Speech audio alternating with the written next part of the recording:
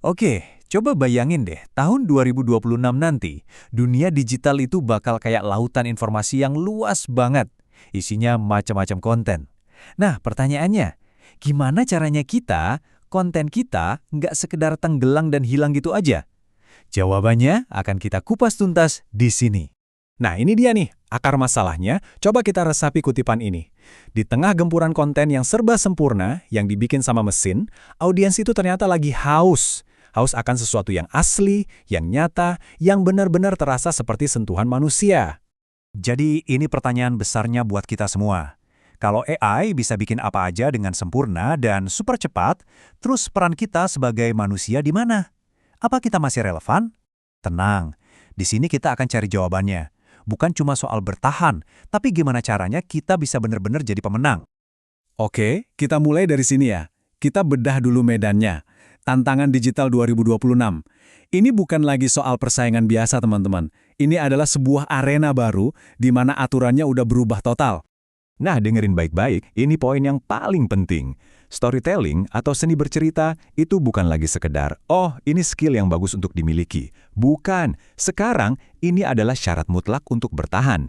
Kenapa? Ya karena saat semua orang bisa bikin konten pakai AI yang generik dan tanpa rasa, cerita kitalah yang jadi satu-satunya pembeda.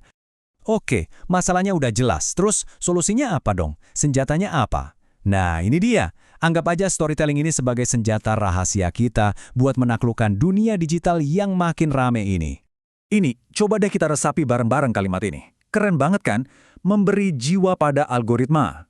Algoritma itu kan pada dasarnya cuma mesin, dingin, logis. Tapi mesin ini sekarang dilatih untuk mencari sinyal-sinyal kemanusiaan. Dan cerita kita lah yang ngasih sinyal itu.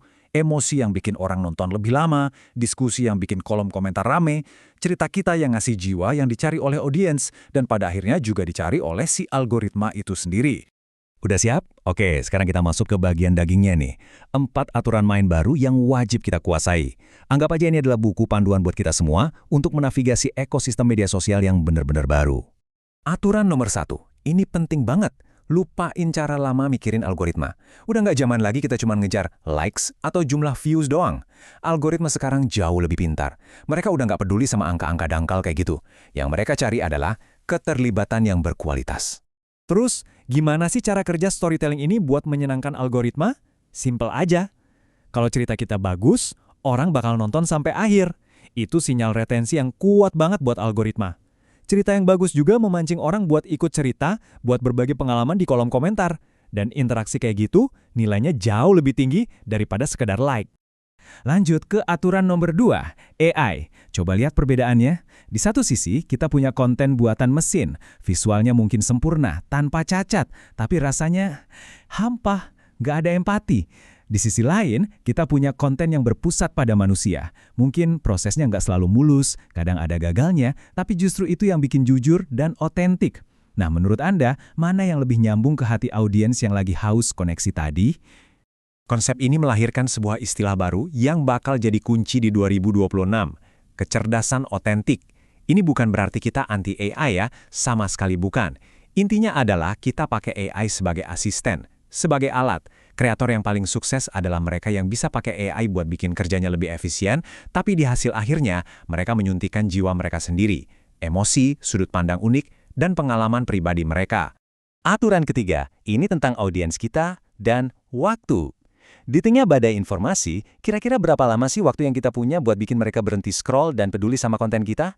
Jawabannya cuma segini, 60 detik. Itu jendela kesempatan kita. Dan jendela itu bisa tertutup dengan sangat-sangat cepat.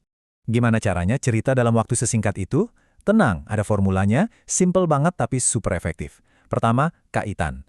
3 detik pertama itu krusial. Rebut perhatian mereka. Kedua, konflik. Angkat masalah yang mereka juga rasakan, yang relevan buat mereka. Ketiga, solusi. Kasih penutup yang memuaskan. 3 langkah ini aja. Kelihatannya sederhana, tapi kalau dieksekusi dengan baik, dampaknya luar biasa. Aturan pamungkas nomor 4. Ini soal duit, soal jualan. Cara kita menjual produk di media sosial juga harus berubah total. Lupakan deh konten hard sell yang cuma teriak-teriak, ini produk saya, beli sekarang. Orang udah kebal sama yang begitu.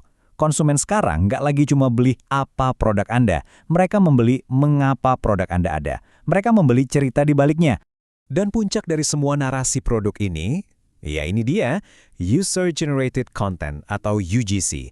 Momen ketika pelanggan Anda sendiri yang menceritakan kisah mereka dengan produk Anda, gimana produk itu membantu mereka, mengubah sesuatu dalam hidup mereka, itu adalah bentuk iklan paling jujur, paling otentik, dan paling dipercaya. Ini bukan lagi testimoni biasa, ini adalah bukti nyata yang dibalut dalam sebuah cerita. Oke, jadi kita udah bahas 4 aturan tadi, apa benang merahnya? Masa depan ini bukan lagi soal manusia versus AI, bukan. Ini adalah tentang sinergi, tentang kolaborasi antara manusia dan AI. Ini tentang bagaimana kita menggabungkan kekuatan teknologi dengan kehangatan sentuhan manusia yang nggak akan pernah bisa digantikan. Tabel ini ngerangkum semuanya dengan jelas banget. Coba kita lihat ya, ada dominasi AI, itu artinya kita dituntut untuk jadi lebih otentik dan unik. Durasi video makin pendek, kita harus bisa cerita dengan lebih cepat dan efektif. Audiens kewalahan sama informasi, artinya cuma cerita yang menyentuh emosi yang bakal diingat. Dan bisnis makin terintegrasi, artinya cerita jadi mesin utama yang mendorong orang untuk membeli. Lihat kan, ujung-ujungnya semua kembali ke satu hal, storytelling. Dan sebagai penutup, saya mau kita semua benar-benar mikirin kutipan ini. Pilihannya jelas banget. Kalau kita cuma fokus bikin visual yang cantik, yang keren, kita akan tenggelam di lautan konten yang sama cantiknya. Tapi, kalau kita fokus membangun cerita yang relevan, yang nyambung sama audiens, kita akan membangun sesuatu yang jauh lebih berharga daripada sekedar views, loyalitas. Jadi, saya tinggalin Anda dengan satu pertanyaan terakhir. Pertanyaan ini buat direnungin waktu nanti Anda mau bikin konten lagi. Tanyakan pada diri sendiri, apakah saya cuma sedang membuat sesuatu yang indah untuk dilihat sesaat, atau saya sedang membangun sebuah koneksi, sebuah cerita yang akan membuat orang ingat dan kembali lagi? Pilihannya ada di tangan Anda.